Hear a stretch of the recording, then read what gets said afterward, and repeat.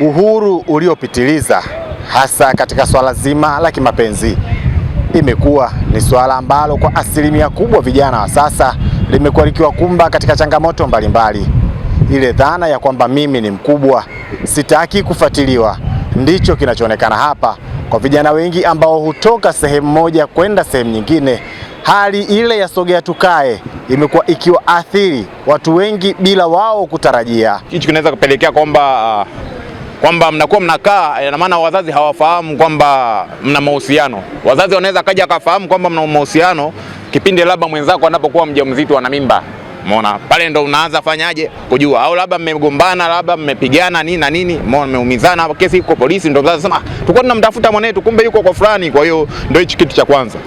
Umeona? Kwa hiyo ina maana kwamba hilo jambo inakwamba kwamba mnashindwa kuwashirikisha wazazi katika masuala yenu ya mahusiano. Madhara ni kwamba kama wanaweza kupata watoto, wale watoto watapata shida. Maana ukimpelekea mzee kama amezeeka atatunzaje mtoto? Hilo nalo ni baya zaidi, kwa sababu mtakuwa mmefanya makosa mbele ya Mwenyezi Mungu, kwa sababu hamjajionyesha kwa wazazi. Maana watakushtaki. Kama we kijana unaweza ukahukumiwa tu.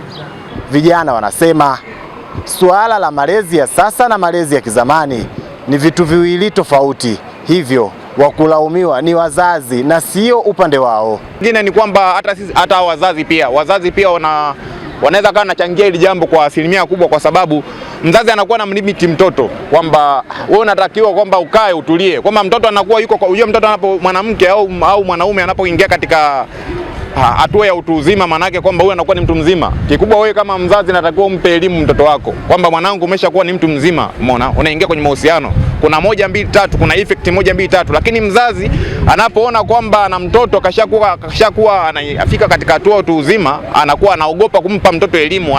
Umeona, hali ya kwamba baadaye mtoto anakuwa yuko kwenye mahusiano, mzazi anakuwa juu, mtoto anakuwa anaogopa kumwambia mzazi kwamba mimi bwana kuna kijana fulani ananipenda. Umeona, mimi hivi na hivi. Kwa hiyo ina maana kwamba mtoto anakuwa anaogopa mambo mengine kumshirikisha mzazi, kwa sababu mzazi the way ambavyo anafanyaje, anaishi na mtoto katika mazingira ambayo ya ukali, anashindwa kumpa mtoto elimu. Ndio maana kitu kinapelekea mtoto anakuwa na mahusiano ya kisirisiri, mpaka mzazi anakuja kujua mtoto kashaharibikiwa, labda kashakuwa na mimba, kashakuwa unaona, ndio kitu kama hiko. Wazazi wanasema vijana wa sasa wanakwenda na usasa zaidi. Hicho ndicho kitendawili ambacho kimeshindwa kutenguliwa kwa muda mrefu zaidi, ambapo wamekuwa wakikumbwa na changamoto ambayo huwapelekea madhara makubwa zaidi. Ya zamani si mtoto akae atulie, bwana na mke wakae watulie.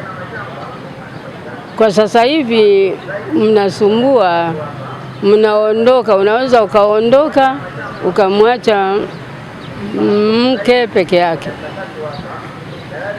Ndio makosa hayo.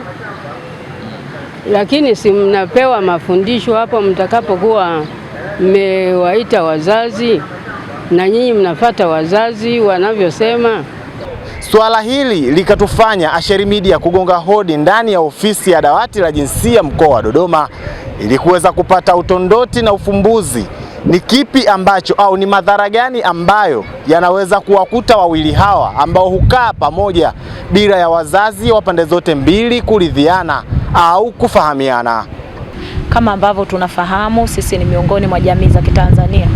Jambo hili lina madhara, hususan pale ambapo kutatokea shida. Kusipotokea changamoto tutasema watu wataendelea kuishi, lakini sio vizuri. Kwanza ni kinyume na mila na desturi zetu kama Watanzania.